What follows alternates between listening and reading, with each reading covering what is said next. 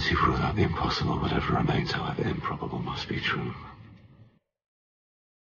And it is not a question of a little occultism or a touch of mysticism, Mr. Denton. It is vampires, and there's a host of damned souls of Pelham House. I am thy father's spirit, doomed for a certain term to walk the night. Here, the old gods aren't dead. And what of the true God? He's dead. Can't complain. People assume that time is a strict progression of cause to effect, but actually, from a non-linear, non-subjective viewpoint, it's more like a big ball of wibbly-wobbly, timey-wimey stuff. You're listening to Paranormal UK Radio. Welcome to Paranormal UK Radio on the Paranormal UK Radio Network. I'm your host, Irene and Mark, and with me tonight is Mark Johnson, my co-host. Hello, Mark. Your co-host?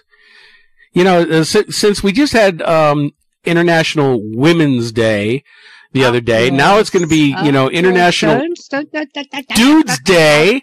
And you know what? I think I should be host for the night. Yes, you do that. Give me a break. You do more talking than I do anyway, so... Are you saying I don't know how to shut up? No.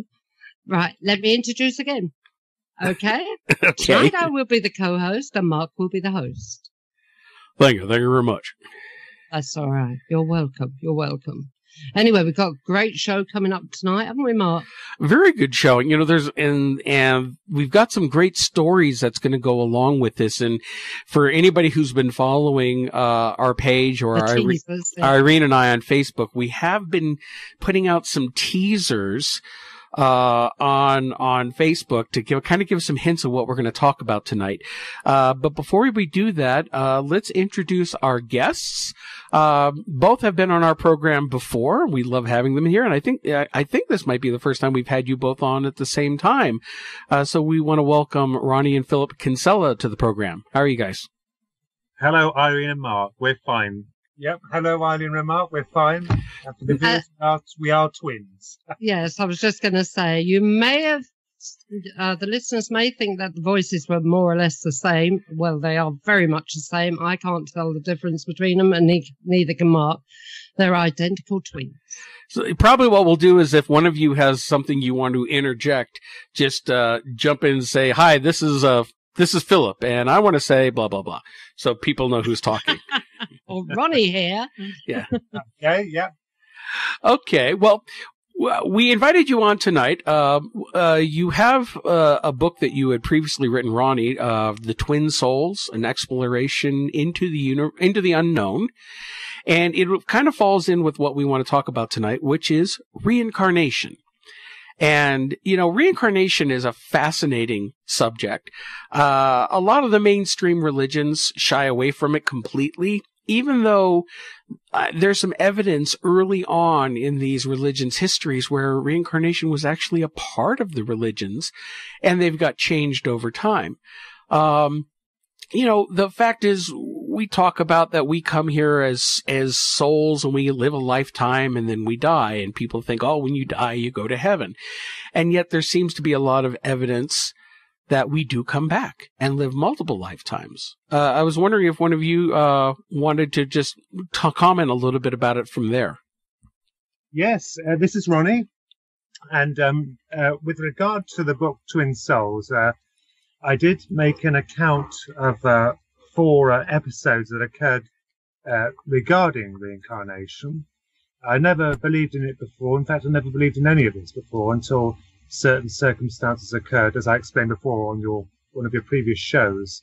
But the reincarnation came about to me when the medium who previously read for me, and I'd never known her, and she was absolutely spot on, incredible. And it wasn't just wishy-washy nonsense that people tend to believe when they watch TV, with a woman with a crystal ball. This was completely knocked your socks off. Well, she decided to express interest in Philip and I, and she decided to do a session of reincarnation, basically putting you under with no suggestions whatsoever, and to see what we could bring through.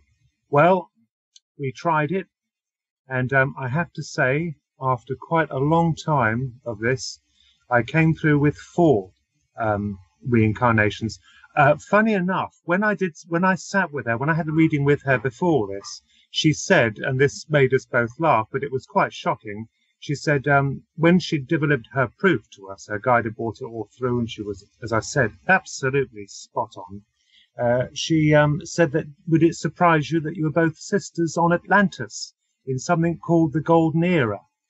And by that time, I wasn't at all surprised. And I said, well, I wouldn't have known that. So basically, she brought through the image of us being sisters on Atlantis in something called, as she said, the Golden Era. I suppose it will be attributed to the 1980s in our time, but it certainly wasn't when it went down. When I had the regression for the past lives, I never did see Atlantis. I didn't see it at all, which was a damn shame. Yeah, I would have liked to have seen Atlantis in that kind of regression, but no, she was just telling you about it. It wasn't something that you actually saw in a regression. No, that's right. I mean, this was about a year or so later when she developed friends with us and said to Philip that he'd become a working medium, and he said, no, I won't. And he has become a working medium. See, Philip, you need to listen. Yeah, I know. I mean, I can't raise the skin of a rice pudding myself, but the images I saw when I had the regression was quite shocking. And if anyone ever said to me, as probably you and Irene would agree, that it was invented or it was like your subliminal subconscious conjuring up these images, I would deck them. I'm sorry, I would, because these were coherent. There was no sound to them. They're in full color. And I saw 4 reincarnations. And one was in Egypt, where I was a counselor for the pharaoh. I never did see the pharaoh. Basically, it wasn't anything regal. We were conducting a job for him. The second was I was a Roman soldier in the throes of a battle. I don't know which order they were. The third, I was a Christian child thrown into the Roman Colosseum for sport and slaughtered. And the 4th one I saw, I mean, it goes into detail in my book, Twin Souls, but the 4th one I saw was the most bizarrest. I think it was the Mayan, I believe it's either the Mayan temples, where we were interacting with, not surprisingly, extraterrestrial beings. I think they were reptilians. But that was very brief, what I saw of that. So, yes, when I had these, I made at the time a record of all. I wrote it down, and then years later I put it into this book that hopefully is an honest account of the paranormal, and certainly very interesting about the reincarnation aspects. That's very fascinating. I mean, between all of the lifetimes, but the last one, especially seeing yourself. It's one thing for people who say they feel lifetimes in Egypt. I think that's very popular, or Rome, anywhere in Europe, and in that region is very popular for most people. But those who, I think it's a real strange for a culture as completely different and alien to Westerners as or even Europeans to think about, like the Mayan cultures and those ancient cultures. Because it was very different. And the fact that you saw them interacting with aliens. Did you ever get a sense of a time frame on that? No, when I saw the image, the film, it was a film I was shown. I was bronzed and scantily clothed. I did have a bracelet. I happened in this particular session to look at my wrist, and I was wearing a golden disc. I was very modestly tanned, and I had someone standing next to me, and that was Philip. I knew it was him instinctively. I didn't see him, but I knew he was there with me.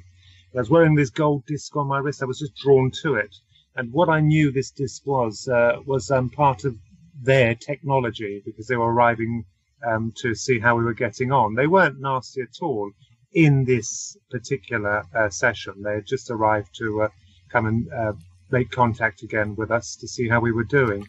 As for time frame, I would say it was. I got the impression that it was when the temples were freshly built. I can't give you a date or what millennium it was, but I did certainly feel that it was when the temples had been recently constructed. and I did wonder if we actually had help from them, but I didn't know. I had no information of that. Only could draw on what I saw, which was very brief. And the flashes of their faces, the masters, the reptilians, I saw briefly.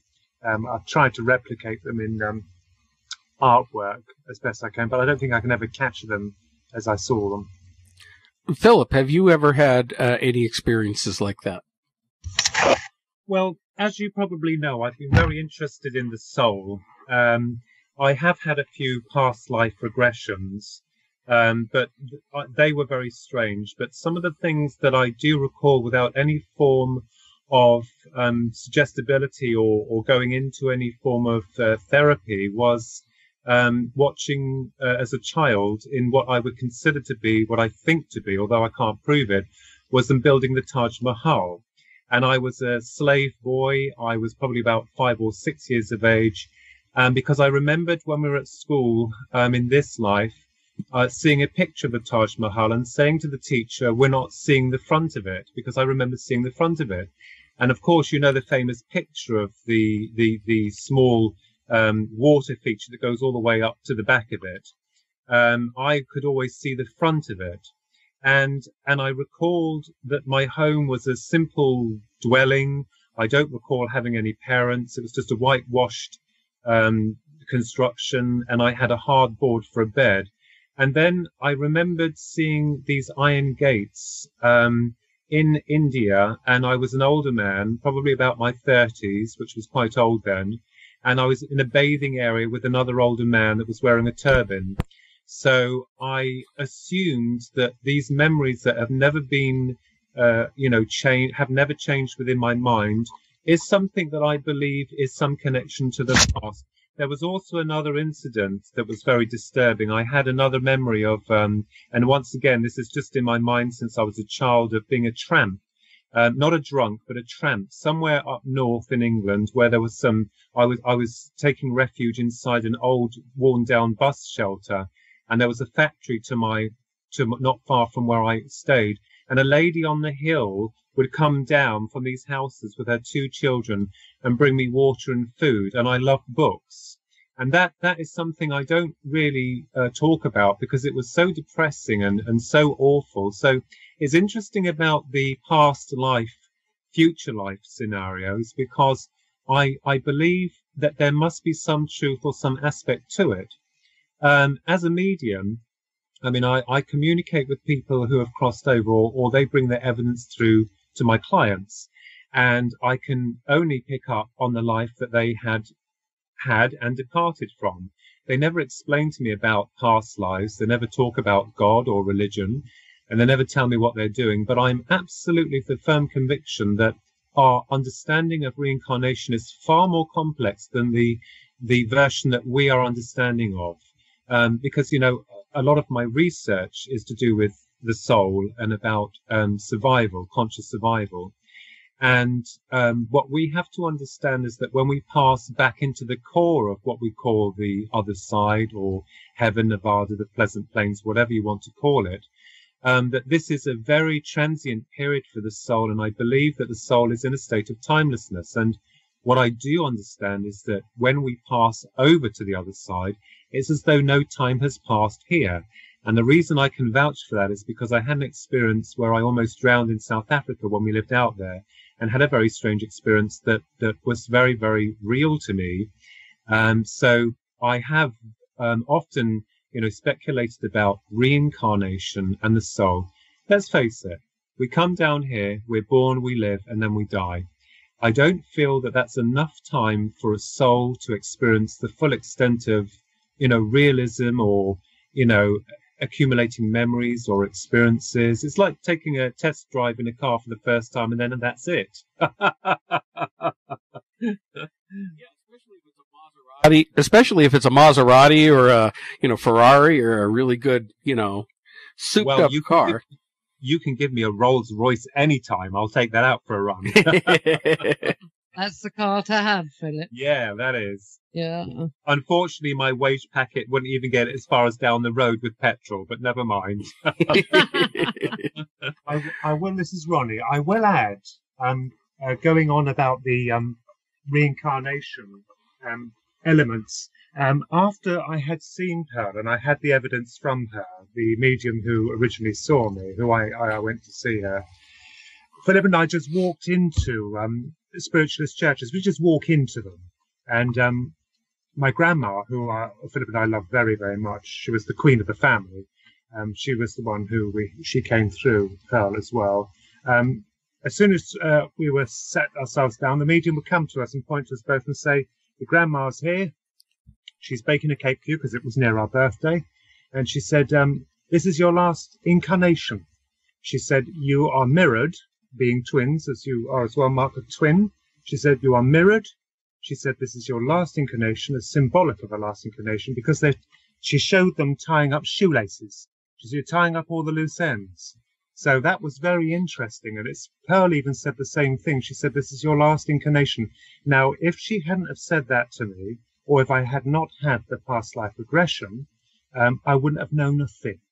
I wouldn't have known certainly about Egypt. I didn't have much interest in Egypt or Rome, or especially about the Mayans.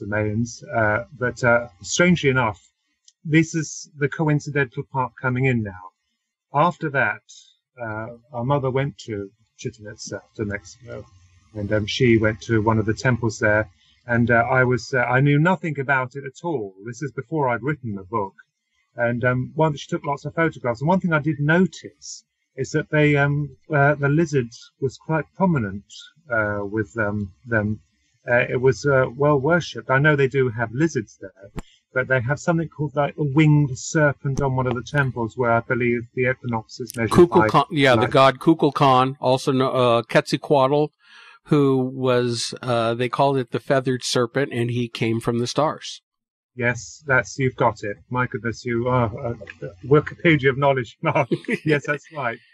So it made me think, because prior to it, I'd seen these faces of them. I couldn't, you see, at the time, it was quite shocking when I saw them, because it's interesting, a lot of things add up with them.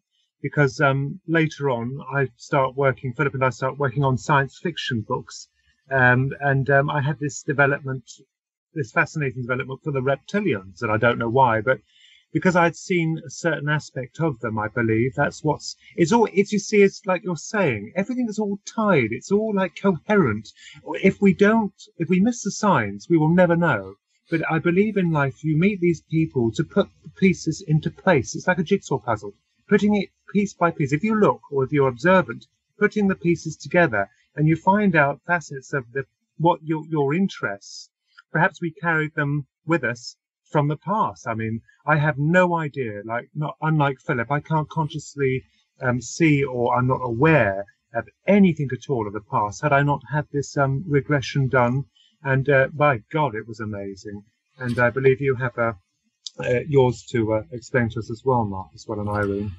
Well, yeah, that's one of the things we wanted to talk about. And, I know people like hearing about the stories of possible past lives. And I think we're going to share a few of those now. And then later in the program, we'll get more into the mechanics of it and what our understanding is and the complexities of it as well. But, I know that. Can I, Mark, sorry, can I first tell you about my reincarnations? Well, that's what I was going to actually lead into. I was going to suggest, you and I tell some of our reincarnations first, and then we'll get into the main story. So the floor is yours. Okay, all right. I went to see a hypnotist in the hope of him being able to stop me smoking the dreaded cigarettes, by the way, okay? Yeah. But he was when he found out who I was, he was more interested in trying to find out whether there was survival after death. So he put me under. Before he put me under, there's me expecting him to help me stop smoking. But he put me under, and then he started asking all these questions, taking me back to this life, going through the death process, the birth process, one life after another. Now, unlike anybody or the majority of people that say that they've had previous lives, there was no one famous. I was a bit like you, Philip, Yes. No one famous whatsoever. Down and out. I was, in one life, I fought in Oliver Cromwell's, the war and had a sword put through my side. And that's how I died. So then he takes me back into a previous life before that. And I was a woman living in Stoke. I was poor. My husband was a drunkard. I had these children. Now, this is where I had suspicion about it. When you're under hypnosis, you're still aware of what's going on. You know, if an aeroplane flies over, you understand that, but you just kind of ramble. You can hear that aeroplane, but you kind of ramble as it more or less uncontrollably or answering the questions. Yeah. And there I was, this poor woman, and married to a drunkard, living in Stoke, who had these children called Tom, Dick, and Harry. Now, that straight away made me, when I listened back to the tape, I thought, no. For some reason, I was giving him a load of BS. You know? Then he took me back into another life where I was a little girl in Egypt. I did give a name, and I can't remember it now. It's on the tape, but the tape's lost. It was a fantastic name. It was Egyptian sounding name. I'd never heard anything like it before.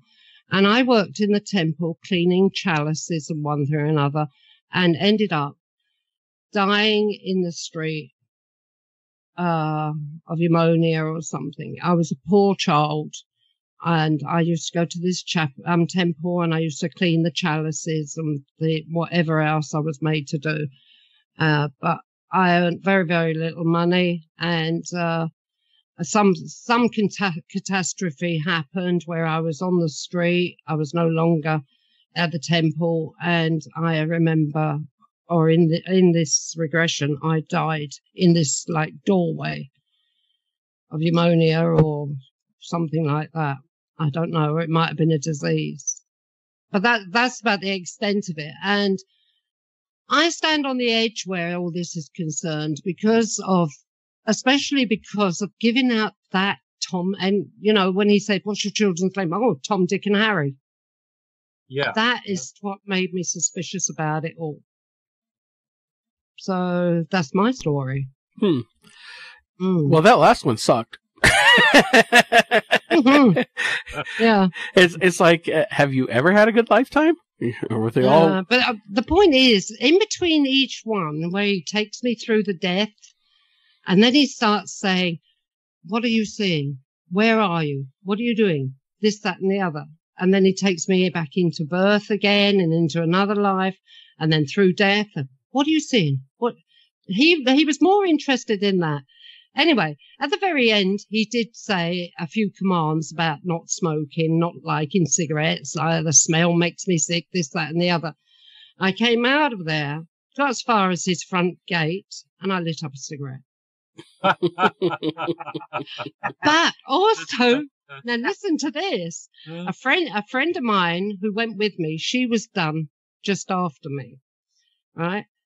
When she came out, I said, what's it all about? What happened? And she said, I was witnessing witches being burnt in France. 2 witches being burnt. She said, it turns out that she was a dog witnessing the burning of 2 witches. Right? So we're walking around along this road and one thing or another. So I said to her, so you were a dog? Well, that explains why you look like a dog. And she turned around and she bit me in the shoulder and drew blood. Well, she did. That'll teach you. And she couldn't control it. She bit me like a dog in the shoulder, and she literally drew blood. Oh, that's funny. Yeah. I think that sometimes, this is Philip, I think that, you know, when we're dealing with those aspects of the mind, I think it's very important that the individual who has certain memories that are not contaminated, but are somehow quite prominent within the mind, that may be an indication very much of some type of past life imagery. And those images never or should never change or be colored in any way or form. It is good that they have people to try and divulge into these memories to explore them. But then we have the problem of our consciousness coming in sometimes to probably interfere.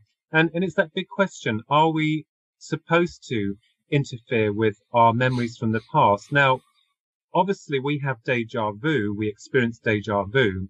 And I have often postulated that when the process involved with incarnation must be so extremely complex on the other side. I remember seeing, I think it was The Matrix, I think it was, and they had something like a circuit board that was very complicated, which dealt with the person's life or what they were going to do. And I thought about that. But I have myself thought very long and hard about the principles, the governing principles behind our choices to come back. Now, I agree with you. I've often thought, why do we come back as a peasant? Why do we have really, terrible lives, diseases, sicknesses, poor? Mind you, there are a lot out there that come back as queens and kings. And there's a lot of them. Cleopatra. There's a lot of them. So they must have been cramped in style when they all come in one incarnation. Yeah, but there's been a hell of a lot of Cleopatra. Go ahead. But I do believe in the principles of soul links and soul connections on a much deeper level of our human, when I say human, here on this earth plane understanding. Yeah. And it really has always fascinated me to think, and we have spoken about this quite a lot in talks and research, that, a lot of people are attracted and drawn to other souls for some particular reasons or lessons. But I have a little bit of an idea that I might be able to bring in a little bit later in the program to explain what I feel may be happening with regards to this. I mean, I may be wrong. We can only, have conjecture or a theory, which is what we model most of our concepts on. But it is certainly very interesting from that perspective. But I do believe the soul has more than one incarnation. Otherwise, what's the point? And I do believe there is a point behind all of this that will probably lead us into a much bigger understanding of what we represent as spiritual entities. Dare I use the word spiritual because it sounds very Victorian, but it's the only word I can use to identify us in the spirit, as it were. Well, the one comment I wanted to make was, you mentioned kings and queens, but that isn't always the best life. We people who are poor or don't have a miserable existence, and they look up to movie stars and queens and kings and royalty. And, in a lot of cases, it's not what it's cracked up to be. It's always, grass is always greener syndrome. You think that everything is better for somebody else, but even those people have their fair share of problems, and there's different problems related to it. It's interesting. And again, we'll get a little bit more into depth in that later. Let's tell some more of these stories. I had one where I had a dream. I believe I was 22 or 23 years old, and, I'm 53 now. This dream is still with me, crystal clear. I dreamed that I was an American soldier, and I was in the middle of a battle in World War II against the Germans. And I was in a running firefight across this field, like we were running across the field trying to advance. And I remember the grass, there were some flowers, I remember what everything looked like, but I really didn't have an understanding of what it was I was seeing. And then suddenly I get shot in the chest, and I felt it in this dream. It wasn't painful, but I likened it to getting smacked upside the head with a thick, heavy feather pillow. I mean, you felt that concussion. I immediately dropped, and I was a little delirious, and I still kept trying, like I was trying to fight, even though I didn't want to. I was in shock, not realizing how hurt I was. And I had a grenade, so I grabbed a grenade and I pulled the pin to throw it. Even though I didn't know what I was going to throw it at or anything, I was just wanting to stay in the fight. And I felt another bullet slam right into my chest. And I dropped the grenade behind me. And it went off. And it was a big boom. Everything suddenly went black, and I stopped breathing. And I faded out. And then all of a sudden, I'm waking up in bed, gasping for breath. Very intense imagery. And at the time, I didn't think it was a past life. I'm just, what was this? I didn't understand it. And it wasn't until a few years later, I went and saw Saving Private Ryan. And I started watching this movie, and it hit me like a ton of bricks. I was in Normandy. Not on the beach, per se. That scene wasn't on the beach, but, once they landed on the beach in Normandy, they fought inward and were pushing in across that part of France. And that's where I was. Even though they shot the movie in England, they shot it in that southern part to match all the topography and the plants and everything. And that's what I saw. And I realized I was a American soldier who died in Normandy. It was, wow, that's incredible. That's amazing, isn't it? And untainted and pure as well, too. Yes, but what a way to go. Yeah, what a way to go. But, this exploration of memories is very important because I believe that they stand outside of our local time of what we have here in this present moment. So with regards to the past life memories, the one in India as well, going back to that, to the Taj Mahal, I don't know if I was serving the emperor because I knew that in my late 20s, early 30s, just as prior to my passing, I also served someone very high up, and I would make sure that tables were cleaned and I was looked after. I knew I was clothed and I was fed. And I'll never forget that image of the Indian man in the bathing area, which was outside, and I can still see the stone steps leading down. I suppose the men went to bathe, to wash, and that's their kind of like communal area. And then the last image of the of India was of me. I think I was underground somewhere. The floor was very cobbled, very cold, and I was laid on a blanket, and there was what I assumed to be my master and another man with me, and I was laying down. I was dying. I don't know if I was ill or, or what had happened, and that memory faded out. But, most of them, the one especially about being the down and out in England up north somewhere with a factory, and it was very depressing. And I knew, however, within my heart and my soul that lady that came down from the posh houses with her 2 children, and who gave me water and food and some books, because I was a reader then, was my brother, was my twin brother, and I'm absolutely convinced of that fact.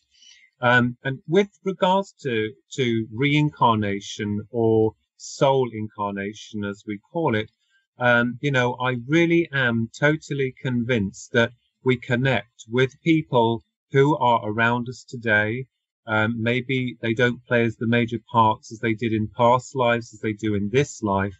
But it is very, very interesting to speculate that, we are learning probably about love and our connections with one another. But I also think as well, too, that this life is very harsh for us, especially on the earth plane, that, we're here in this time and, you are discussing on your wonderful programs about these subjects that really years ago were all taboo. But you're absolutely correct about the ancient religions trying to hide any mention of reincarnation, especially within the ancient Hebrew text, and probably going back into the period of Mesopotamia and going further back then into the antediluvian cultures. So it does seem to me like the whole subject has been controlled and contrived.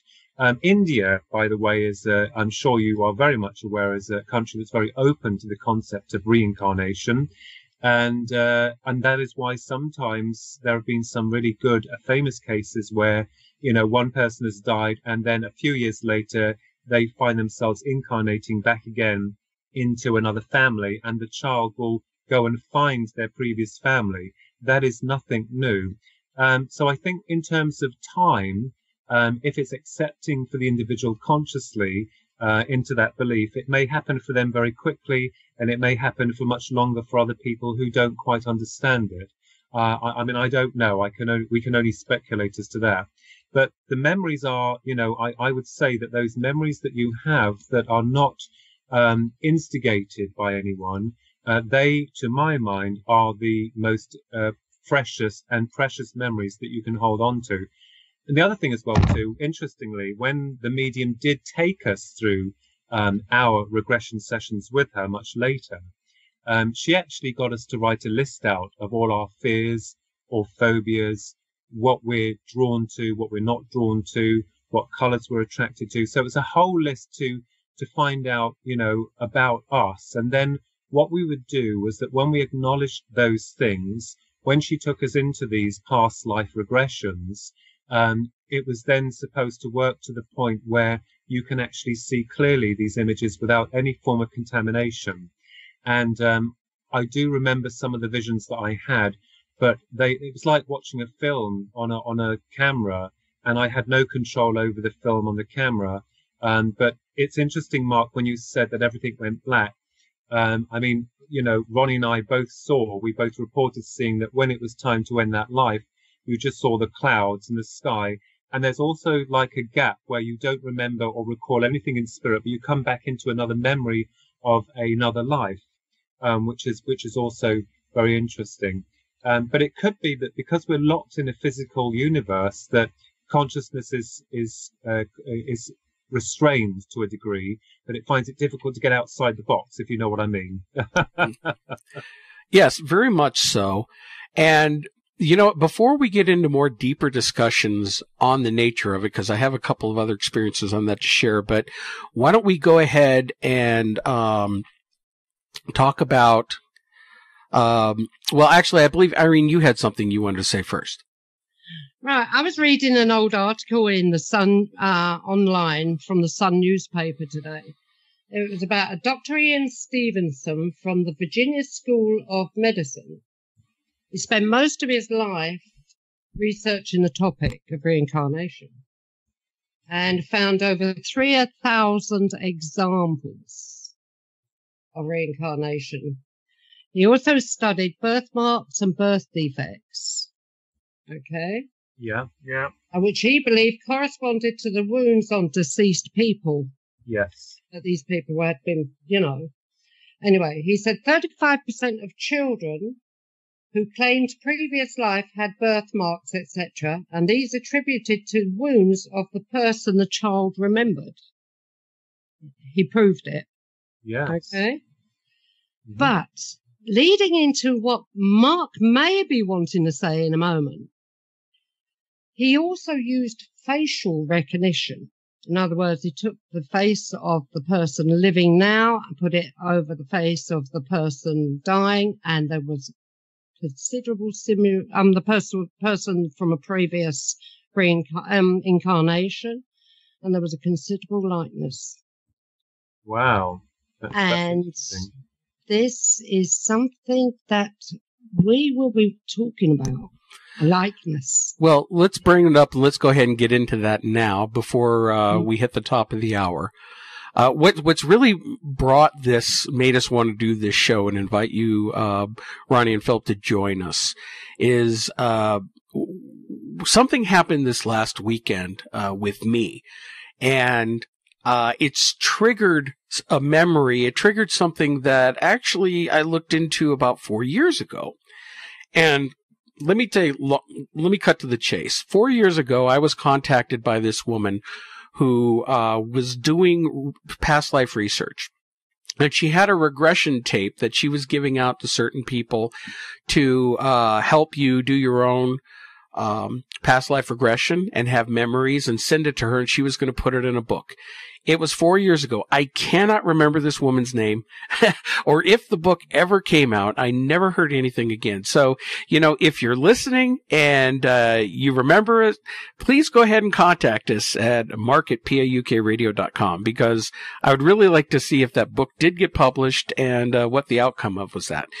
But she sent this recording to me, and I tried it a couple times, and I just, nothing happens. I couldn't get relaxed enough. Then one day I tried it again, and suddenly as I go through the steps, walking down, they have imagery like walking downstairs, going through doors, going into that past life. And then suddenly I found myself standing in what I can describe as either a parlor or a library. It was in the 1800s. You could see bookshelves. There were books lining around the room, all this beautiful woodcut. It was a very nice house. And there was a desk there. And I was a young woman.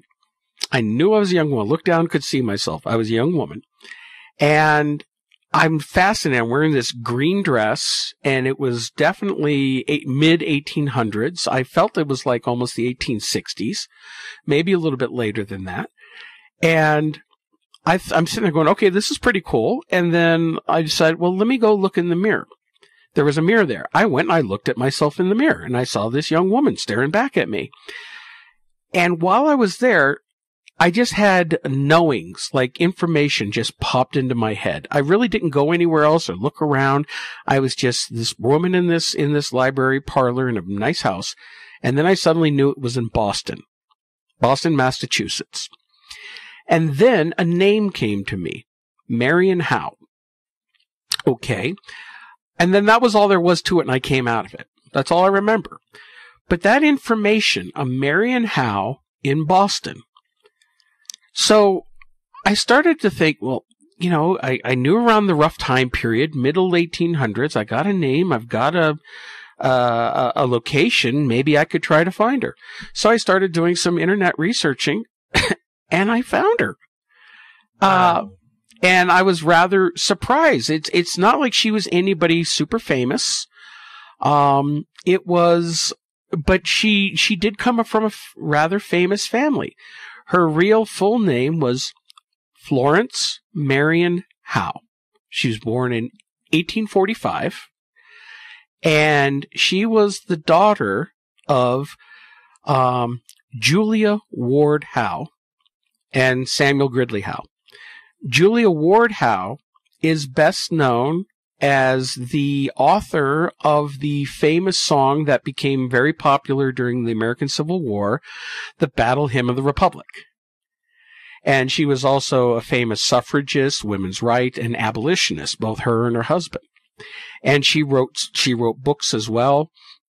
And I found pictures of her and the whole family. There were like 5 children, 4 girls and 1 boy. And I was sharing this. I had recently joined Irene's group, Spirit Rescue International, and we were talking one night during a meeting, and I was sharing this information and shared the photos with Irene and some of the other people on the staff. And one of our people, Sheila, who is also a psychic medium, she suddenly picked up on that one of the other girls was Irene in this past life. Yeah. So it was interesting at the time, and then I put it away and I forgot about it. Didn't really think about it for years. And then this weekend, I actually went through, I had a Reiki healing done on me. And the woman also she was very intuitive and picked up and stuff. And she started talking about a lot of different things. But she mentioned past lives, and she brought up Irene, saying she was my sister in a past life. And it brought that whole regression into focus. And we started talking about it again.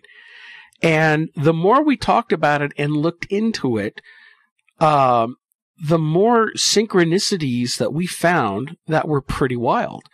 And Irene, I'm going to have you talk a little bit more about some of these synchronicities. Because the sister that you were supposed to be, her name was Lauren Elizabeth Howe. And Laura Elizabeth Howe. And her married name, she was known by Laura Howe Richards. That's right. Mm-hmm. And what did you two have in common? Like I say, I still stand on the edge over this. Okay. But, right, her middle name was Elizabeth. My middle name is Elizabeth.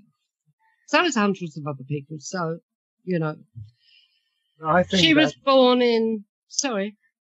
I think that's absolutely fascinating what you've said, Mark and Irene. That's quite amazing. Oh, wait, it gets better. He was born in 1850. I was born in 1950, 100 years later. And don't anybody try working out my age. Okay. She produced books for children's charities. I'm writing 2 books which will aid children in Italy with disabilities. Yeah. And I've always had an attraction to Maine, the place Maine and Boston. Well, apparently she comes from Boston, or she lived in Boston. That's where you had your sighting. And when she married, she moved to Maine. I've always been drawn to these 2 places. Always. But Mark, what you said about the library would actually be coherent with the author part. Was it your mother who was the author of books? And we were all authors. Well, yes. Hold on, we're coming to that. Yeah. That's quite amazing. Well, Yeah, and it was an upper class family. It was this was a very upper class family in Boston. They had money. The father, Samuel Gridley, he founded the Perkins School for the Blind and worked for blind children and adults. And they were very, very much into social circles, especially Samuel and Julia Howe. But the children themselves, almost all of the children became writers at some point. And Okay, so should I carry on? yes, go ahead. Let's get these over and done with. Okay, so she's an author. I'm an author. Okay, although she was a successful one. Well, I'm a so-so author. Anyway, she painted her house in Maine yellow, which is my favorite color. I absolutely love the color yellow. She was buried in a cemetery called Christchurch. I lived near a town called Christchurch in the UK. She wrote a poem, or she wrote a poem. No, she was traveling Europe. They were traveling Europe, and she met somebody who introduced her to Lady Amberley. I was born in the village of Amberley in Sussex. Yeah. Same spelling. Amberley. It's amazing, that is. Well, you also missed the fact. She went to Italy. Yeah. And everybody knows my love for Italy, and especially the Amalfitana coast and Amalfi. She went there and penned a poem called Near Amalfi. So, and according to Sheila, Mark, and everybody, she resembles what I look like now. According to the photos, yes, very much she looks like you now. That's amazing. And what you also forgot to mention is that she co-wrote, she was the main author, and with 2 of her sisters, one of them was me, Florence Marion. Her middle name was Marion, but it wasn't Marianne or Marion with an A, it was with an O. And the Marion was based on a real life, historical character who was part of the family line. It was Francis Marion, who was better known during the American Revolution as the Swamp Fox. And if anybody saw the movie with Mel Gibson, The Patriot, that was based on this guy who was doing guerrilla warfare during the Revolution, and he was known as the Swamp Fox. But with his name, Francis Marion, a couple of the children, their middle names were Marion. And but anyway, Irene's past life person, Laura wrote an autobiography of their mother, Julia Ward Howe, and it went on to win the Pulitzer Prize. Oh my God! So that's about the nearest I've ever get to that. Probably. don't tempt that. You never know. You never know. So you're basically, as you're saying, Mark and Irene, what you've seen, drawing out still the same of what you're still doing, of writing, of actually being sociable in aspects of with people, with new topics, with clairvoyance and all that. So it is quite amazing to see the connection, to bear the connections with these people that you allegedly were, or apparently were, of the past. It's just a pity that I don't have any photographs of myself in Egypt. all the Mayan temples to reflect on that.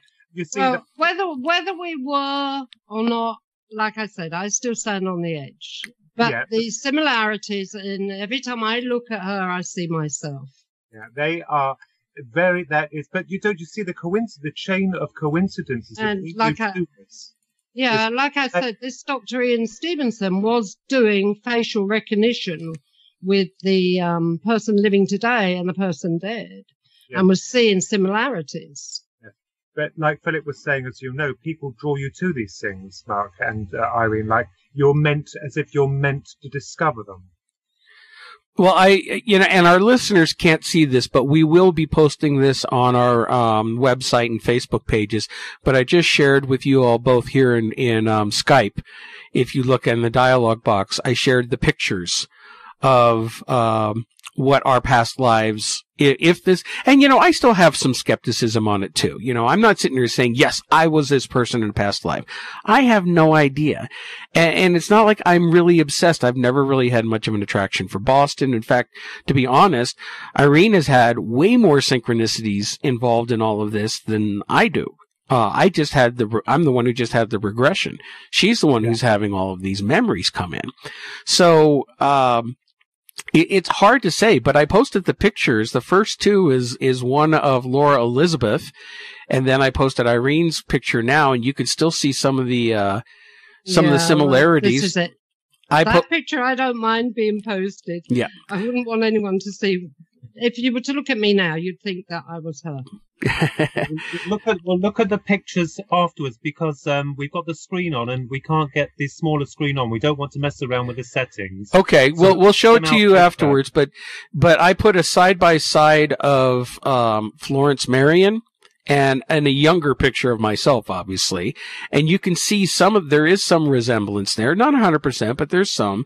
But then I posted another picture of Laura Elizabeth when she was much older, closer in age to what Irene is when that picture is I posted. And you definitely see some resemblance there.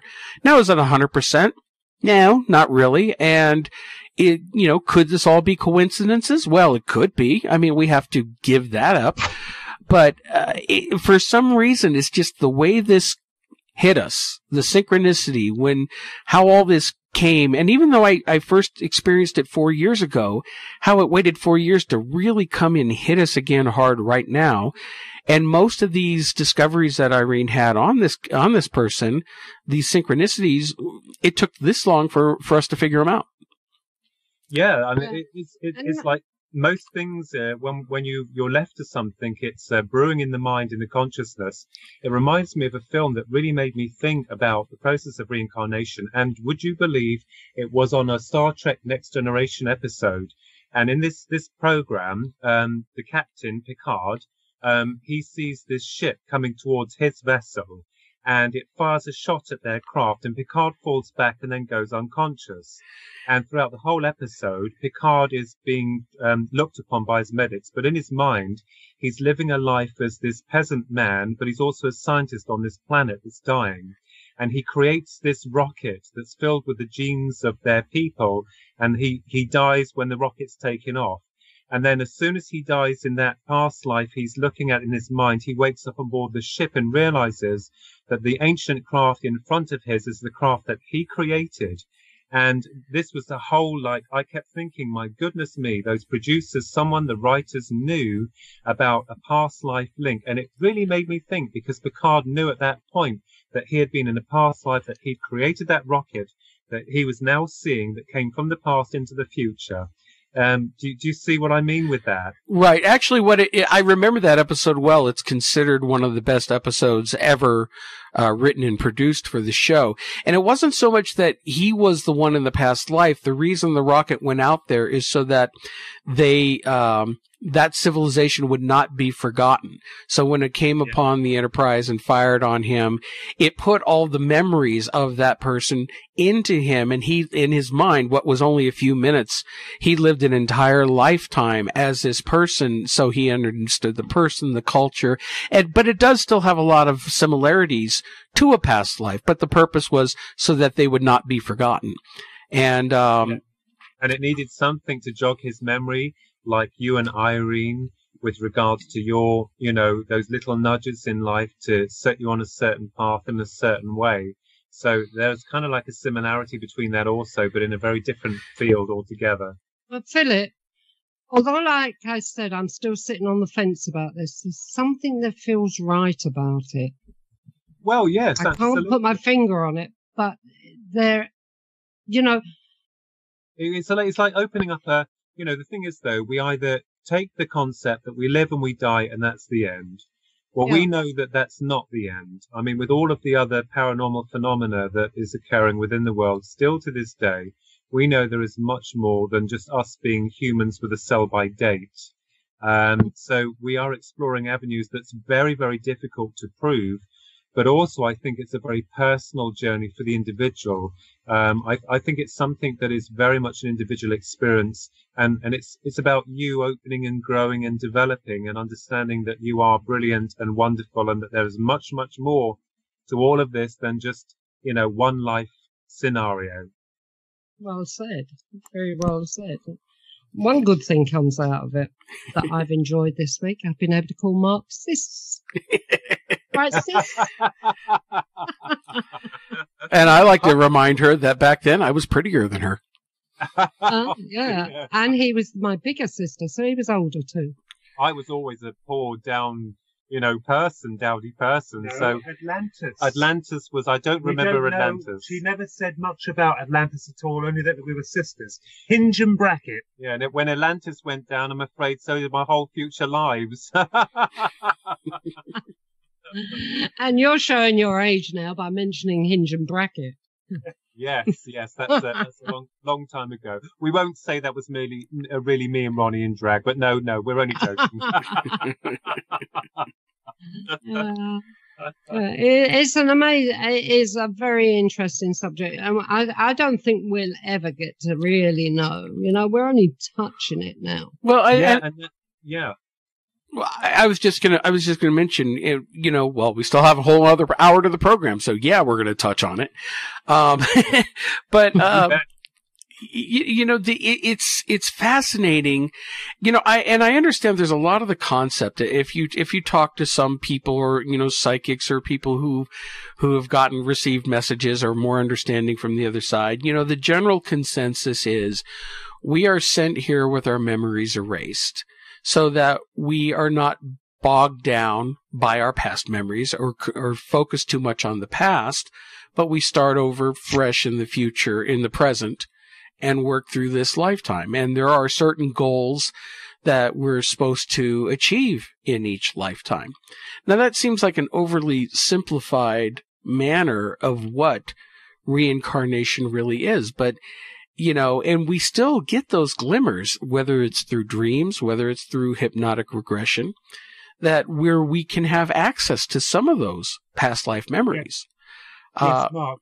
The point you were making is very interesting, is that if we knew we were immortal and we live forever, if we had a bad day, we wouldn't hesitate to throw ourselves off the White Cliffs of Dover or put a gun to our heads. I mean, the world would be in an absolute state. So it's just as well that, as you said, our memories are wiped so we don't know, because it will be a completely different world if we were armed with that knowledge. Do you agree with that?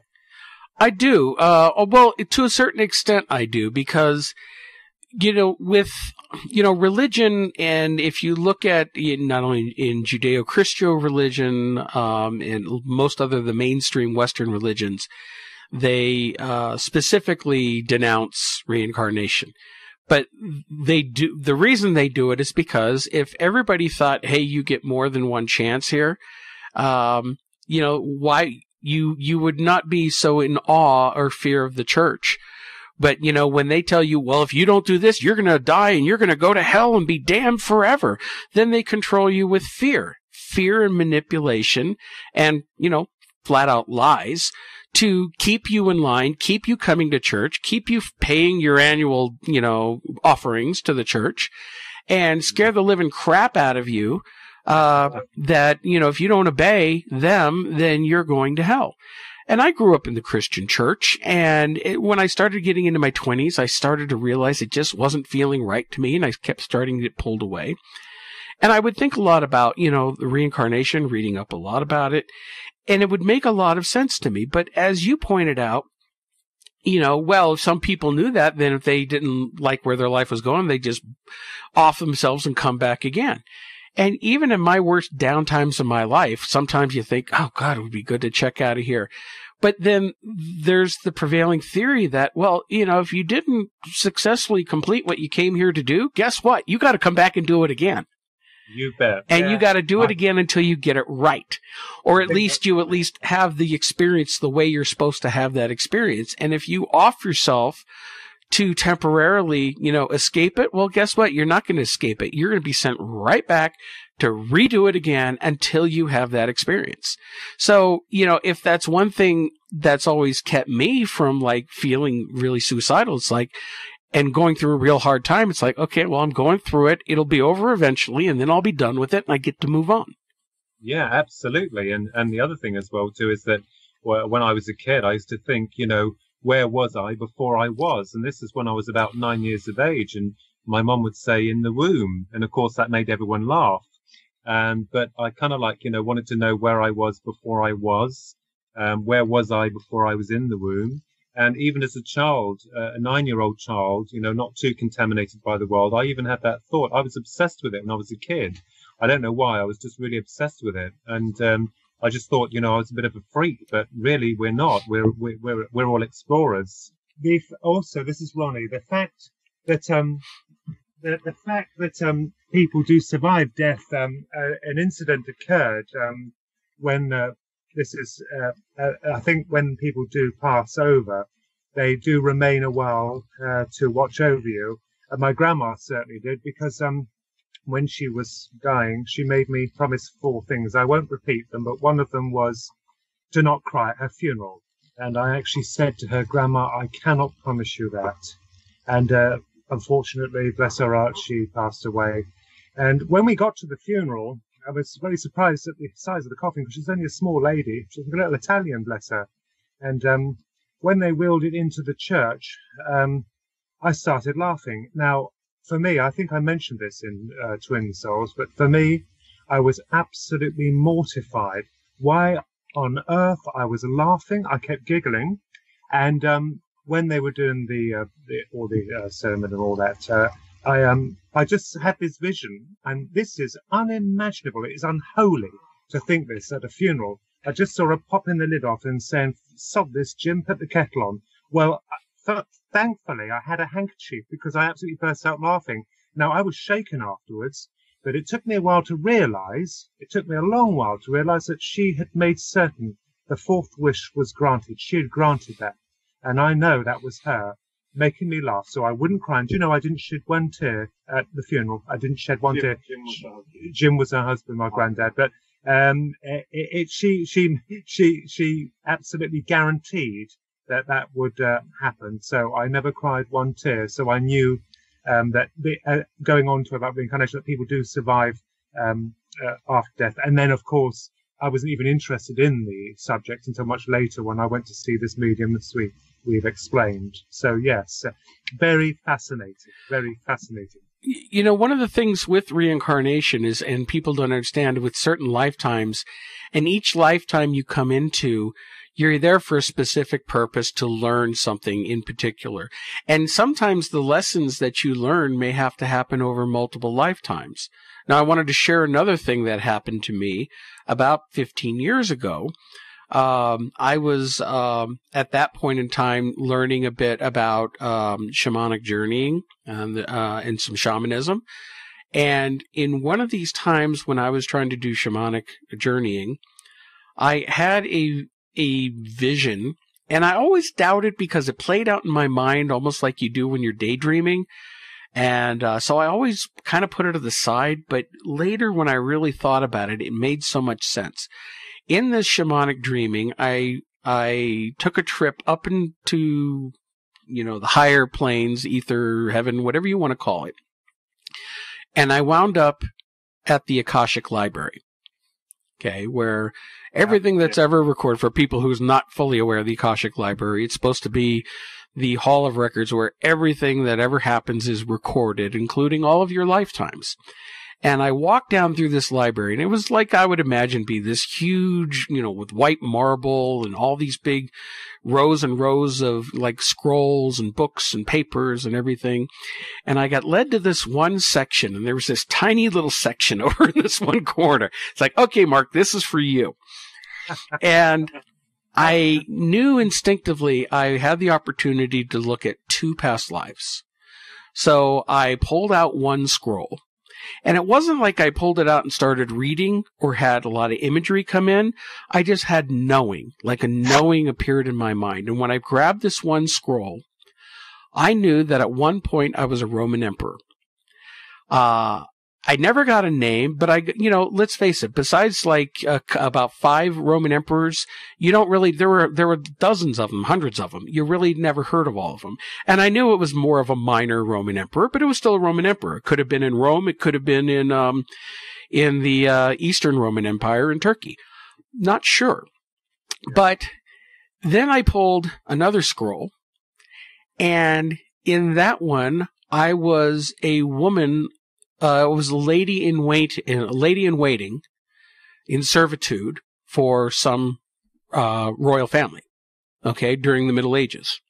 Yeah. Now, if you take a look at what those 2 lives showed me, it was all about balance. It was balancing in one lifetime a masculine lifetime in a position of power, with a female lifetime in a position of servitude. And it was also discussing about balancing out masculine and feminine energies. But the whole lesson, I came away from that whole lesson, that whole vision with the idea of it's all about balance. Whether you look at it as karma, or just the fact that with all of these experiences, you come into a certain lifetime, you're maybe balancing out experiences from other lifetimes. Not necessarily the Reader's Digest version of karma that most people understand. Well, if you do something bad now, you're going to have something bad happen to you later. It's not exactly it. Karma encompasses so much more, because the whole goal of this constant cycle of return is for us to balance out all of our experiences. Good, bad, indifferent. We learn a little bit of everything. Here's another thing. I remember seeing an online video of an interview that actor Stephen Fry did, and he's very notorious atheist. In fact, he's very bitter at the idea of a God. He was telling the interviewer that what kind of God would allow people to come down here and suffer in misery and be poor and starve to death or be murdered or raped or whatever. What kind of God could do that? And the whole, and when you're a human being and you're going through that, yes, it's awful. It's really awful. At the same time, it's something that maybe that soul needed to experience, whether for balancing out or for it was part of those experiences. But when we look beyond our physical lifetime, if we look at ourselves as spiritual beings having a brief human experience, you can be here 70, 80 years. It feels like a long frickin' time. But in the timelessness of the soul, it's a blink of an eye. It's an experience. And they come down and they do have those experiences. Now, does that mean, oh, well, screw the poor, they chose this lifetime or that person chose? No, of course not. Those are things we still need to do, and maybe those are also part of our lessons on how do we improve things in these lifetimes? How do we make things better, not only for ourselves, but our fellow human beings? So that's part of the complication or the complicated nature of reincarnation. It's much more in depth and much more, well, I hate to keep repeating complicated, but it is complicated in terms of the scope of it. What are your thoughts on that? I agree with you completely, Mark. And also, I have seen that video with Stephen Fry. He's very well known here, being an atheist. I think when I did see that, when one part of me agrees, but another part of me disagrees, because I think he seems to be quite, I'll put it respectfully, quite bitter about certain issues with religious context or God. I will say, when I was a young lad with my grandma, she took us to a church. I think I was 9 years old. She took me and Philip to a church, and I remembered looking at the beautiful image of God they'd had on the window. They've got a fresco of God. And I knew, I mean, I was not religious. I mean, I'm Church of England. I'm not even religious, but I have an open mind. I knew, even though I wasn't interested in any of the UFOs or the spiritual aspects, when I saw that fresco, I knew that wasn't God. I knew God wasn't a man, but I knew he was real. Something in me, I mean, this is coming from a kid, something in me knew that there is a power we cannot touch, we cannot see. It's good to give it a face. It's good to give it to model it. We need physical representation, but I knew there was something. So even as a kid, I was aware that there is we call it a supreme being, a deity, the Father. But it does surprise me with people coming out with things like that. He does strike me as being, he's a very clever and wonderful man, and I love him to bits, but that interview, it was a little bit bitter, and I can as you said, it does get complicated because of the issues, the morals of it, and also but it's like you're saying, balance. If you look at both aspects of it, you have to look at the good, the bad, yin, yang, positive, negative, good, bad. It all, even today, unconsciously, people, yin and yang, good and bad, right and wrong, it's balance, isn't it? It's balance. Well, that's part of the problem, and I understand where people like Stephen Fry come from. How could a God allow all of this misery? Well, that's because he's still conditioned by Western understanding of religion and God that there's only one lifetime. So yes, why would there be all this misery? And he hasn't accepted that concept, that he's accepting it from the Western religious standpoint. When if you get away from the Western religions and start looking at some of the more Eastern philosophies and religions, where instead of this one supreme, very human-like God with all the human frailties that come with it, and especially when you read the Old Testament, that's where that falls apart. And when you start looking at from a more spiritual, broader viewpoint, multiple lifetimes, and not just lifetimes, multiple existence, multiple journeys and opportunities. It's like going to college, and then you sign up for your college courses and credits for that semester, and that's what you're going to learn that semester. And when that semester's over, then you have to pick your classes for the next semester. That's what existence is like with these lifetimes. You come in, live a lifetime, and you learn those lessons that need to be learned. And, sometimes you don't get it right every time. And sometimes it takes multiple lifetimes to learn a single lesson. That's right. We're on a physical world. We're afflicted with diseases and everything like that. So it is part and parcel of the package. This is the whole point of it. Yeah, Mark, I've got something interesting to say as well. I think that might be interesting about the past life part. Sorry, it's just that, with regards to the soul and passing over, when I had my experience many, many years ago through nearly drowning, when you speak about past lives or having a view of how important this life is, the only way I can explain it to you is that the first thing I was made aware of, there was no other people there. The world was more real than this one in the sense that everything was pure. I had an awareness of heightened consciousness, which means that the memories that seemed trapped in this life were all apparent in that life on the other side. And when people say they have like a panoramic life review, or they have a review of their life on Earth, when they cross over. You've heard of that, obviously. Yes, I have. Well, these images came down like slides, and these slides were pictures, scenes of the parts of my life where I'd had deja vu.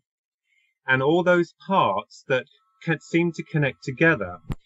And it made me feel really very excited, alive, universally aware, connected. There was no instance during that episode of me worrying about time on Earth or what I'd gone through. It was almost like a revelation. And I can really tell you that those moments were so very, very real, more real than here. It's hard to try to replicate what it felt like because the emotions were very different. Because we're locked into a biological suit in this life, when we pass over, I believe that consciousness, because it's on a limited flow of awareness, it's recording everything in this life in the auric energy field, or you call it the Akashic records. When you pass over, consciousness is separated from the housing which delimits its whole awareness. So when we can't really appreciate it until we pass over to the other side to feel what that really feels like. And I found this out also in a book that I was reading about C.S. Lewis. One of his biographers had said that C.S. Lewis had these moments of joy. And I also believe that, and I know that some of these memories sometimes slip through the conscious net in this life, even though it happened to me all those years ago when I nearly drowned. Something happened to me where maybe I feel the memory sometimes links through, and when it does, I seem to expand and I seem to see everything. I don't have to worry about anything. Then it all contracts again. It's like seeing a puzzle smashing into a million pieces, and I've lost the residue. So all I can say about this life is that, it must be very important, as well as our past lives. I must admit, I didn't at that point see any past lives when I was on what I call the other side, but I can definitely vouch for the fact that this life meant so much, and it was almost like an encompassing of everything all together, how we're all connected, like you and Irene. And I'm absolutely convinced that you've been led to do your research to find about your connections from your past, and how all of those interests and connections are still linked even in this life, however much people may laugh about that. But I really believe that people like yourselves are coming into a time within your lives where you're growing, where you're beginning to stop and say, you know what, I understand now that there's more to this life than just the flesh and blood aspect, and that, your journey here may also be coming to an end. Not just yet, I am gladly say, not just yet. You're gonna be here I hope not. I'm not writing you off now, but I'm saying that, we're awakening. They call it awakening. It sounds very much, like one of those under the tree meditation type things, but people are awakening to the true aspect of what they really represent on a universal level. And maybe our future lives are not just here on the earth plane. There could be in other dimensions as well. And I agree with you totally, going back to what you said, Mark, when you said that we're not allowed to remember. I believe in that very much, because our human brain just will not have the capacity to accumulate all those other memories, because we'd be in psychic overload. We'd be brain damaged before we know it, because there's so much information stored there. But I think and feel that when people grow, they start to expand consciously, and it allows this coming in of all these other slight memories or feelings of like something's happened here and I need to investigate. In terms of lifetimes too, it's really a matter of perspective. And I had a couple of funny stories that were told to me recently. I'm attending some classes in this on journeying and meditation. And the woman teaching the class, she has this psychic friend who she trained under, that told some stories about how the spirit world and our like guardian angels and spirits, how they view our lifetime compared to what we do. And here's a perfect example is she was like, she did like a reading of consulting with her guides and saying, she had a relationship with this man, and she was going, well, should I marry him? And they came back and said, oh yes, that'd be great for you. So she married him and had a 5-year miserable marriage. It was awful. And at the end of it, she talked with her guides and was like, why did you tell me to, why'd you say this would be so good for me? Everything was awful. They go, yeah, but look what you learned from it. Yeah. Another one exactly is she's trying to write a book or something, and she's afraid of not having enough money to support herself. And she's going, oh my God, what'll happen if I become like homeless and I'm a bag lady in New York City? And they go, oh my God, yeah, wouldn't that be awesome? What great experience that would be. So it's a matter of perspective. From our perspective, yeah, this would suck. But from a spiritual perspective, they get excited about thinking, look at the opportunities for growth and learning that would offer you. Yeah, I mean, in terms of spirit guides, I mean, when I'd seen the medium many years ago, and she said to me, I had a spirit guide, and I said, oh, you're joking me. Okay, what is it? Is it a monk, nun, or... She said, no, it's a North American Indian. So of all the other stuff that she told me was wonderful, I thought a spirit guide. So I used to meditate. And I said, okay, so if you're a spirit guide, you're a North American Indian, what's your name? And I recorded this in my first book, Reaching for the Divine, how to communicate effectively with the spirit guides and loved ones on the side. And I did this experiment, and I had this vision in my head of these wolves and of a North American Indian playing a flute.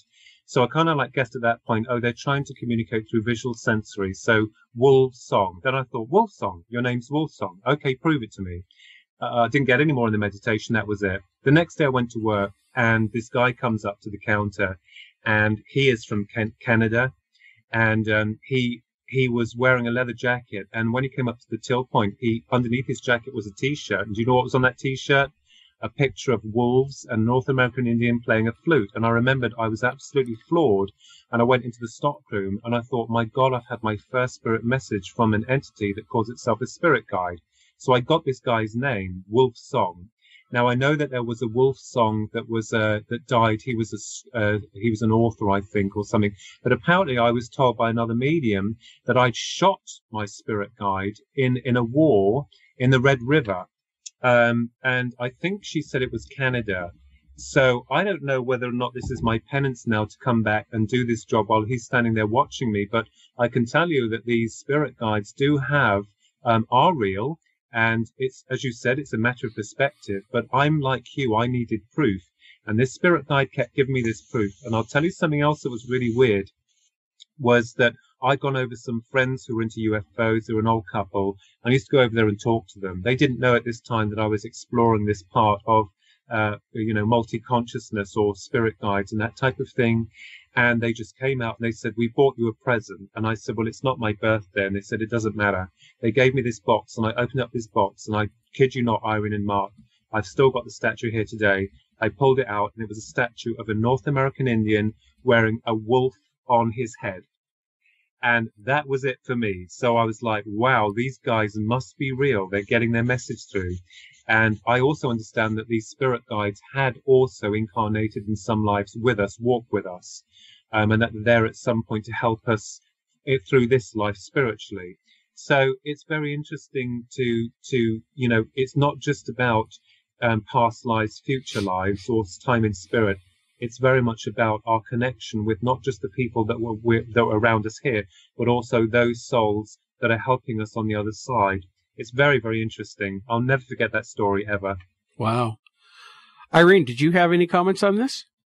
Yeah, I did actually. I was reading something about transmigration versus reincarnation.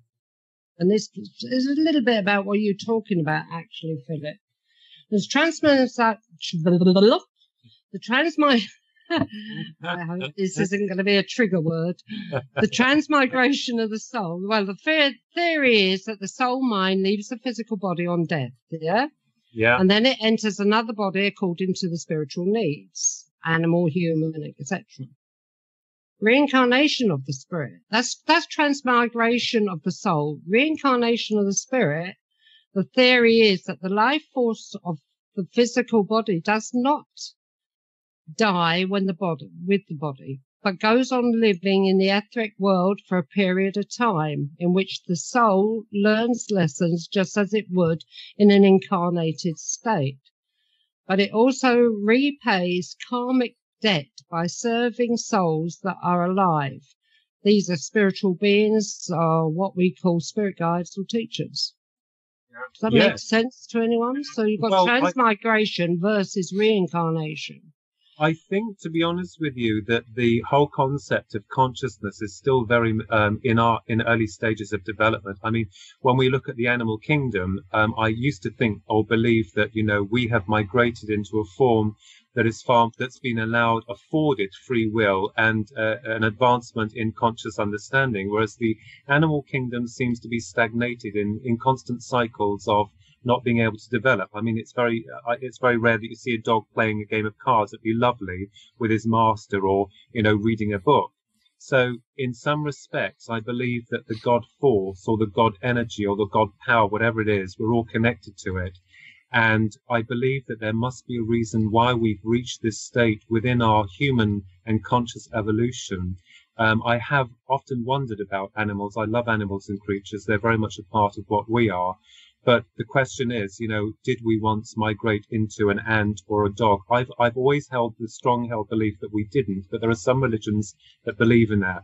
But my argument my friend did. She bit me. Yeah, well, but you see, I don't understand, if we were to put ourselves in the consciousness of a dog, how that would be frustrating for the dog to try and, you know, I think James Herbert wrote a book called Fluke, which kind of like that's right, yeah, in the idea of a person incarnating into a dog. So I'm kind of like on the fence with regards to humans incarnating or reincarnating to animals. However, I'm not disputing that fact. I may be wrong, but there is maybe that is a part of our learning to feel and be, know what it's like to be an animal through animals' eyes. Who knows? Yeah, it's possible, but I think because we're afforded this freedom in terms of conscious exploration, we may not understand how a dog feels or a cat feels. So I might be, they'll probably tell me when I cross over, all right, Philip, now, you know, you spoke on the Paranormal UK radio with Irene and Mark. It's time you went down into a dog's body now. So I'll be kicking. I'll come and bite you guys.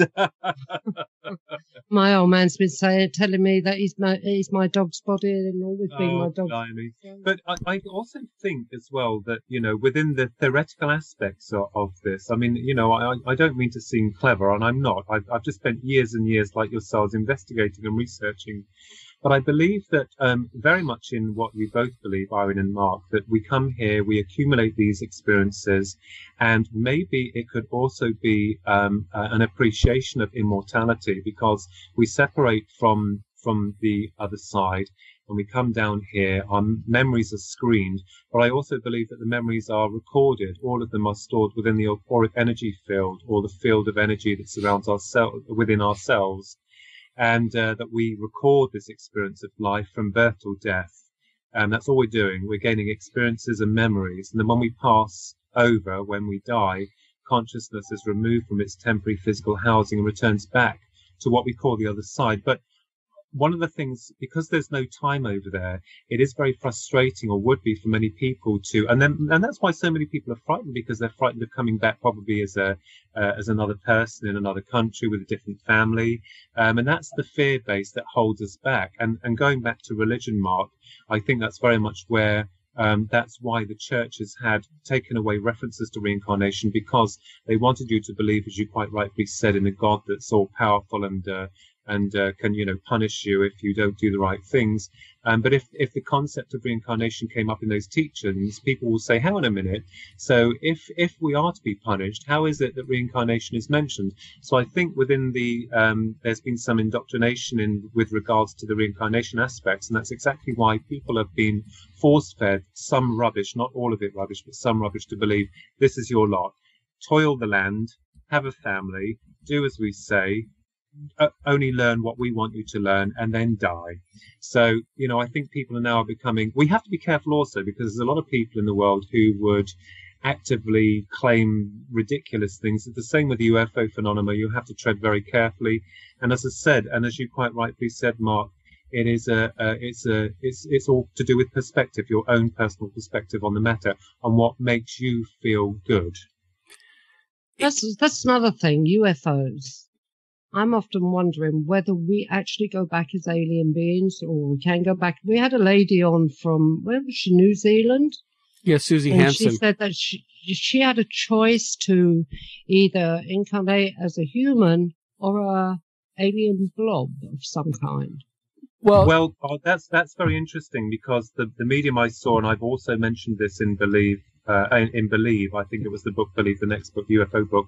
The medium had said, I asked her a question. I said to her, she said to me about my interest in UFOs, and I said yes. And she said, and you will open up a new theory with regards to the abduction phenomenon. I didn't know anything about that at the time.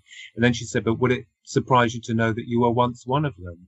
And I'll never forget she said that. And I have no memories whatsoever of being an alien or anything like that. But even then, she was going into aspects of past lives. There was another thing I forgot to tell you. I'm sorry. She also told me that I had been a female rocket scientist back in World War II. And this may equate to the fact that, as a tramp in a past life, also reading books, being a rocket scientist, if you analyze most of the things that you're interested in this life, your fears, your phobias, your likes, your dislikes, I kind of feel that draws a kind of like a picture of what you're becoming, what you're evolving into as a sentient being. For reading, for myself, for interest in science in terms of rocketry and space exploration. We'll give the moon landings a miss in this program as well too. But, I was very much interested in all of that. So I'm sure that we carry most of the characteristics and personalities. And as you quite rightly have shown, Mark and Irene, those pictures, it could be that there's a gap between our incarnations so that we won't recognize each other and say, oh my God, didn't you die 10 years ago? Yeah, or what if it was someone who wronged you? What if it was someone who killed you? Are you going to, yes. Would you hold that grudge and want to kill them for what they did? Yeah, well, that wouldn't hold up in a court of law today, I'm afraid, not by any means, but that is absolutely right. And this whole aspect, although there's no time on the other side, why is it that there's great big periods of time, sometimes about 100 years, probably about 70 or 100 years, sometimes 200 or 300 years? And I think that's correct, because the people who are incarnating after you, there's plenty of people to go past before anyone then kind of like remembers you only by name or maybe a vague photograph somewhere. And most of them wouldn't even bother looking up at that. So I totally agree that we, on the other side, the energy that we represent, the energy that we've molded into in this life, and the signature of that survives when we cross over. And, no, most definitely, I believe that very, very much as well. Well, another concept that I've been really looking into and playing around with lately, and kind of like taking a sip of wine and swishing around your mouth and, paying attention to the different flavors and aromas that come with it. In regards to this subject is time itself. We have a great misconception about time, that there is really no time. Time is a man-made construct. Time is what we use to try to explain the passages of moments over certain periods of time. But, look how we manipulate time. I mean, right now where I'm at, you're 7 hours ahead of me, so right there, we've manipulated the time frame. Yes. We also, you need a frame of reference for time. If that clock is not ticking, are you aware of the passage of time as much? Even the theories that are coming out with physics, and they're starting to understand more that it's only our brains are wired to look at time from a linear standpoint, when in fact all time is actually unfolding at once. That presents a lot of different ideas for us in terms of, with our paranormal research. We've talked about many times about people who see an apparition. Are you seeing a ghost of someone who's died, their spirit's still hanging around? Or are you seeing briefly through a window in time of two living people seeing each other and interacting with each other? That's where our reality gets strange, but it's not unheard of. It happens a lot to a lot of different people. And here's another concept we've been kicking around is you hear of the religious, especially in Judeo-Christian philosophy, mostly Christian philosophy, the Holy Trinity. You have God, Son, Holy Spirit. There is also an equivalent to that you've heard of, which is mind, body, spirit. Yeah. But there's twisting it around a little bit, and this is some things that Irene and I have been kicking around, is the idea of it's more like mind, spirit, body. If you flow down the straight line, what our physical bodies here, okay, we're living this lifetime, but our souls are in these bodies experiencing the lifetime. And when the body dies, the soul can go back on to the next incarnation, or in the waiting period, or doing some other things. But the soul is still not exactly the consciousness, the mind. The mind is encased in the soul. The mind itself can be likened to the God source almost. The mind knows all. It knows everything. And yet that mind is encased in that soul to go out and have these experiences, in which case, in some experiences, it has to come into the physical world to have those experiences. But yet all of those experiences in this lifetime, like the lifetime that Mark Johnson's having right now, when I die, all that information gets uploaded, basically, to the higher consciousness, the higher self, the mind. And all of those incarnations that we're having are all part of this greater mind. Now, I would sometimes, especially when my brother recently passed, and of course it made me think about all this stuff in a dramatic way, but, I wonder, like, well, when he died, is his spirit just on the other side watching over, or is that information just like in the Matrix? It's downloaded, put in a data file, shoved in the back corner, and that's it, and he no longer really exists. And over time, I started to realize it didn't really matter, because if that mind that has all of these experiences and uses the soul to come in and have all these incarnations experiences, not only in the physical plane, but all these other different realities too, whether you're an alien, you're in an interdimension, another dimension, you're doing all these experiences, are still part of that conscious, that mind, and all of that information is still stored there. So if you have a loved one who's died and they come back, it's still really that loved one, and it's certainly all the aspects of that loved one who had passed over. But you're dealing with one aspect, one small fragment of the greater consciousness, the super consciousness. And I have a couple different terms, and I'm still trying to grasp this concept. And if with time itself all unfolding at once, I have a mental picture of a blob of energy that shoots out like tentacles or tendrils in like infinite number of directions, and each of those tendrils shoots out and goes in and has an experience and lives a life. You could be living multiple lifetimes at once, in different realities, or all of the time periods when I saw, you can go back to Atlantis times and Egypt and Rome and Middle Ages and now present day, and then even future lives. There is a possibility that these are all happening at once, and they're all part of this one consciousness.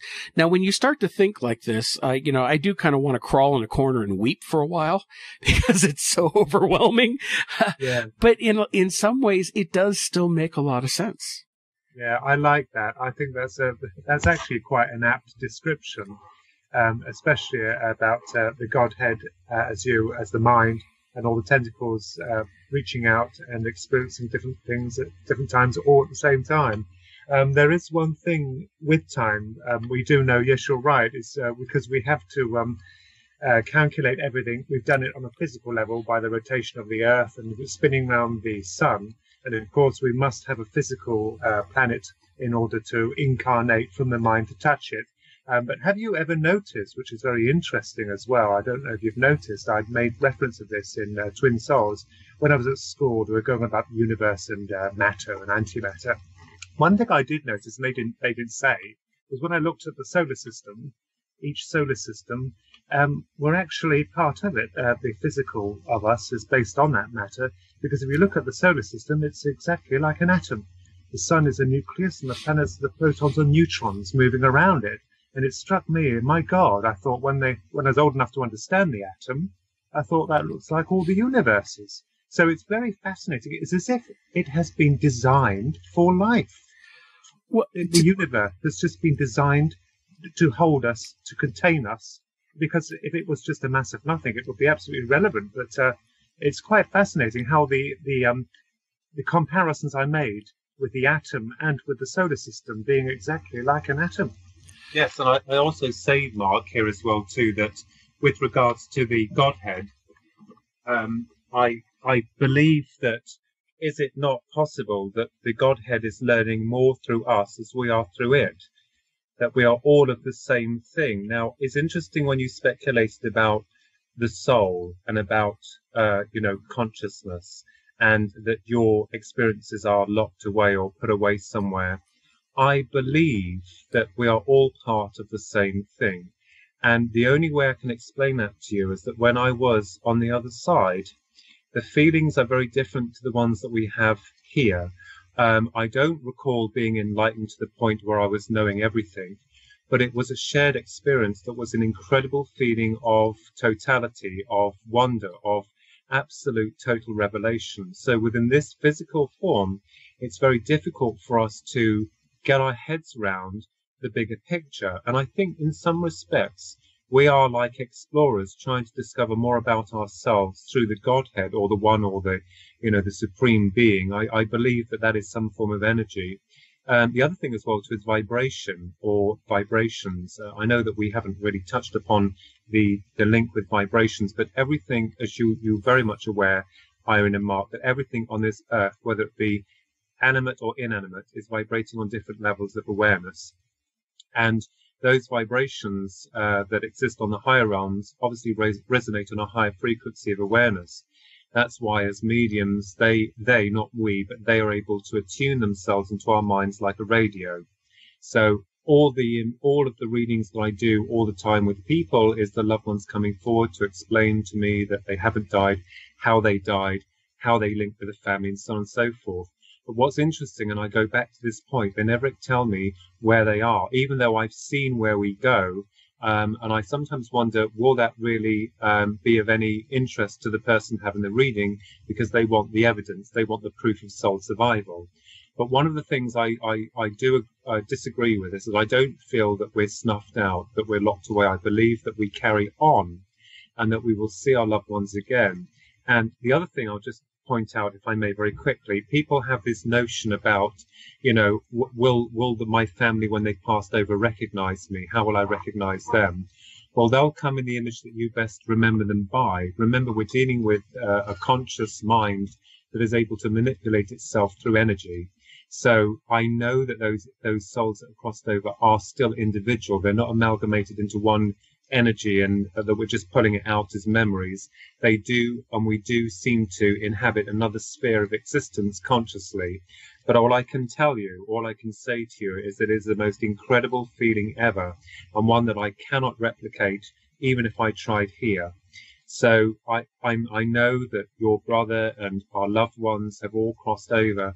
And when we cross over, it's this whole thing about time. It's an illusion here, because on the other side, there is no concept of time. Everything is in the moment. It's very difficult to get our heads around here. That's what I'm saying. Yeah, and that's exactly what you're saying, Mark. Everything is in the moment. It's like eternity. And I think if there's a place where there's no time, it is eternal.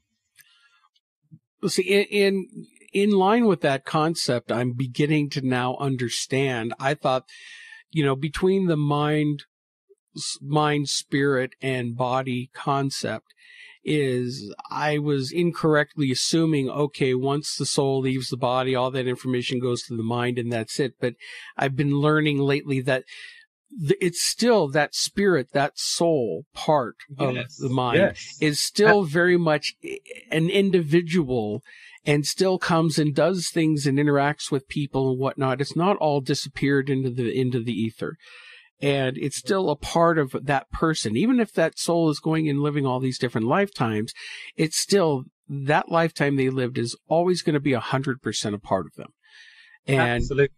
and they can still interact with us. In fact, it almost seems like the souls, when they go on that level, they're still on this learning level. Even when they go to quote unquote the other side, it's still not what we would think of as pure heaven and that's it, you go nowhere else. It's unlimited possibilities.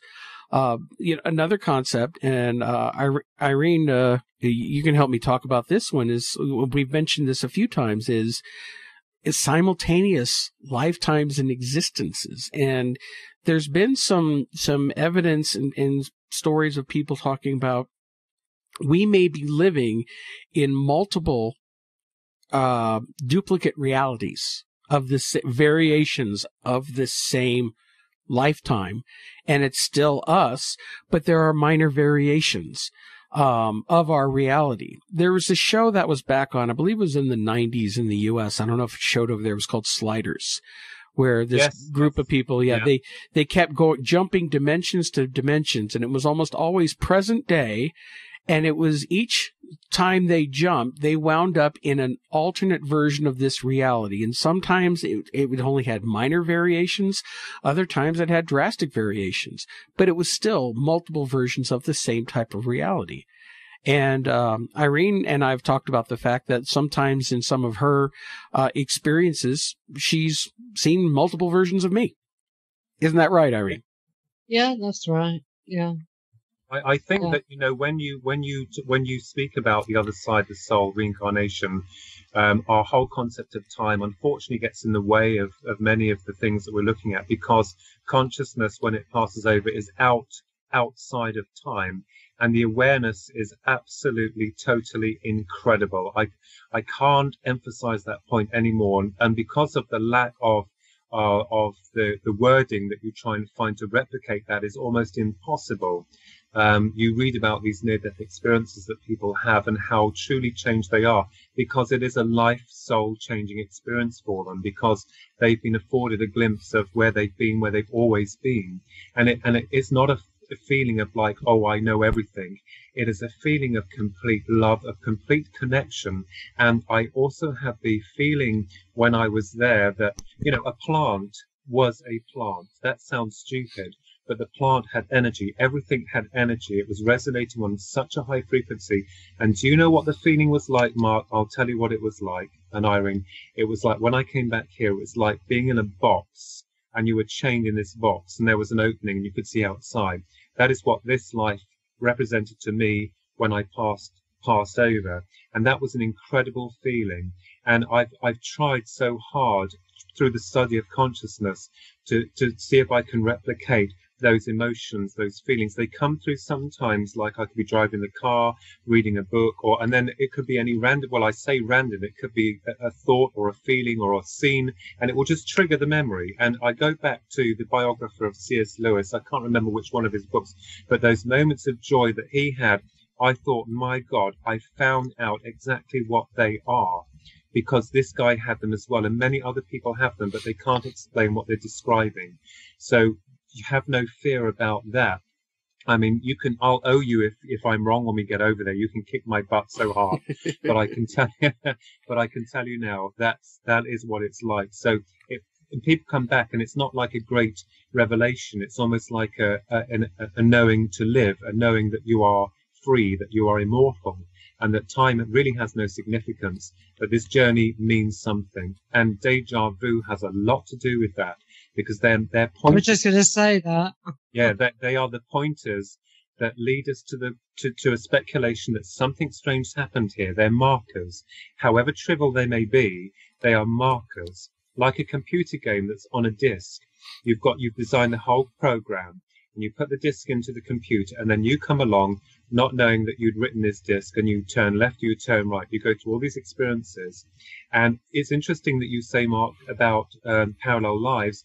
Well, it could be that we're relaying one life over another, and then it gets so strong that we have this deja vu or feeling of deja vu because we've crossed that point where our other selves are interacting on that same level at that same time. It's only theoretical, but you've got to look at it that way. And when we finish the computer game, the ending is how we've written it. Some things can go wrong, I agree. We're not in control of everything. We have free will. but we must have a platform for our experience first of all. We can't just come in willy-nilly and it's all random when we incarnate.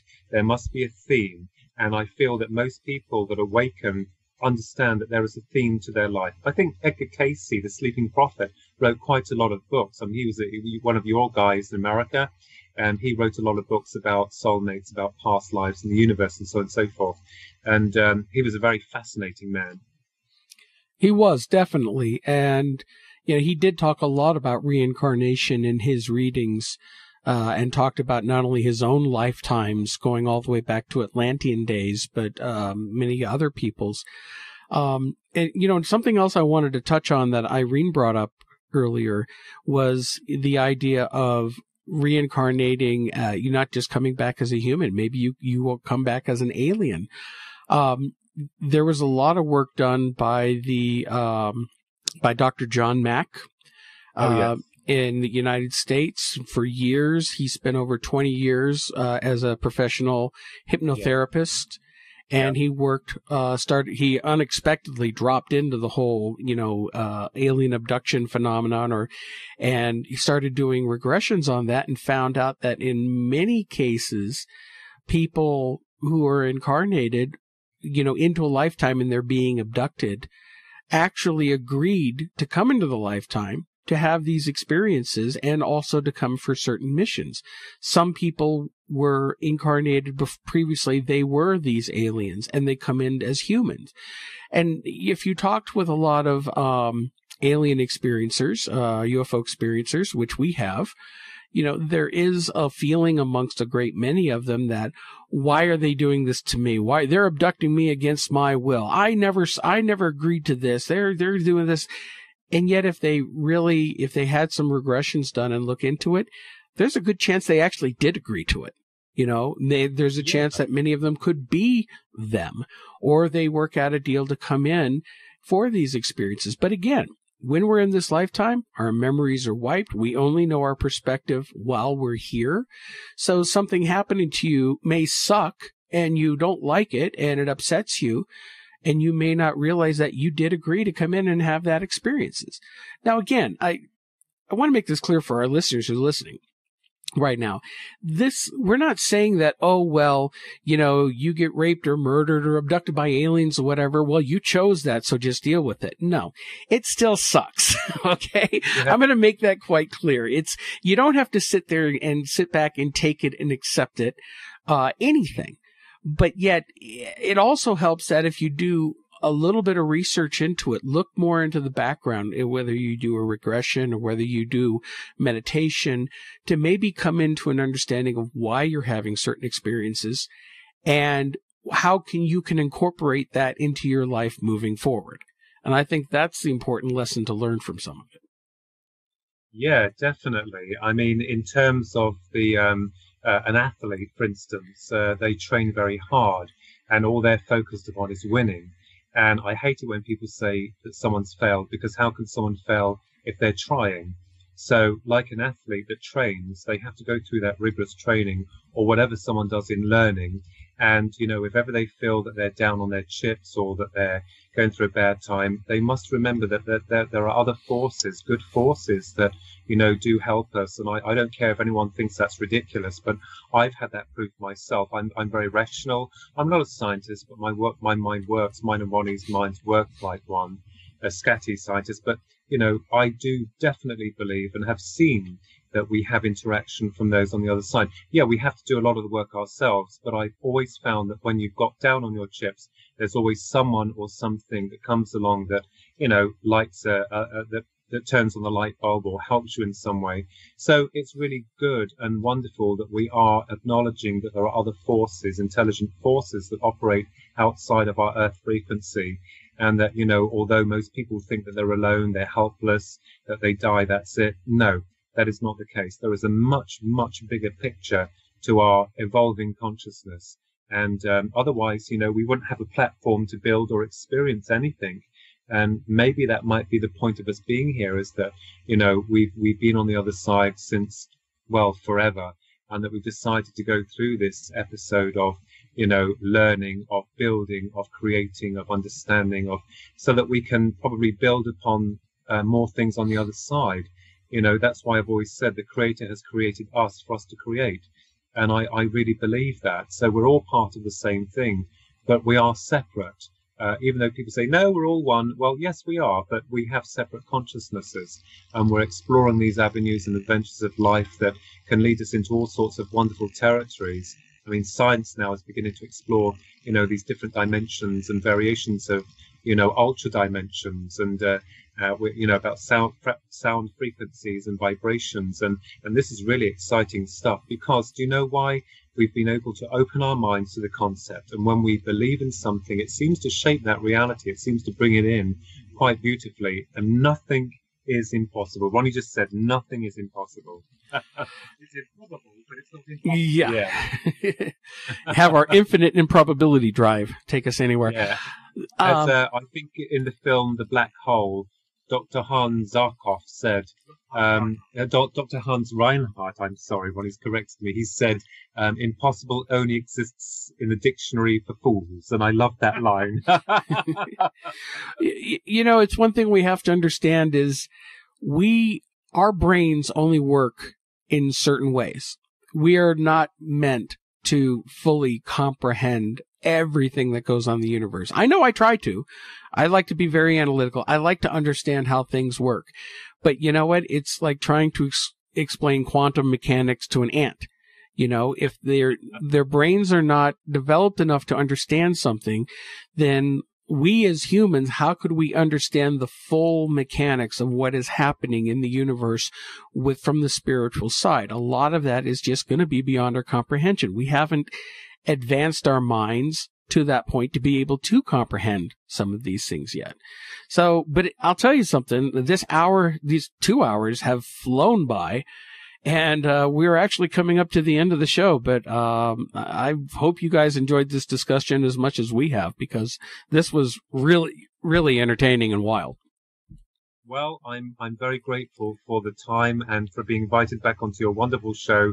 And Ronnie? Yeah, I am too. It's been wonderful.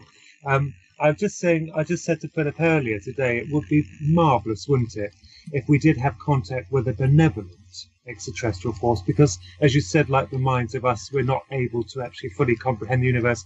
Perhaps our interstellar friends might shed some light on the matter. That would be lovely, if that did happen one day. But here's hoping. I'm working on it. I'm actually working on it. We'll see what happens. Okay, fantastic. Okay, so the host of the show tonight, Mark Johnson, is going to take us out. Are you, Mark? I am. Well, first, before I do, real quickly, the book Twin Souls, Ronnie, where can people get that? They can order it from any bookshop, or online, or on Amazon. It's published by Kapelban, and Kapelban publish Philip's books as well. Excellent. Well, gentlemen, thank you very much for coming on the show, and we've really had a thoroughly good time tonight talking about this. And so have we both as well, too. It's been a real brain-bashing episode. Great. Thank you. Now we got to go drink. Everybody, thank you for listening to another edition of Paranormal UK Radio, the flagship show here on the Paranormal UK Radio Network. You can always download our podcasts at Podbean, Stitchers, iTunes, and of course, we broadcast live every Wednesday night here on the Paranormal UK Radio Network. Have a great evening, everybody. We'll catch you next time. Irene? Good night, everybody.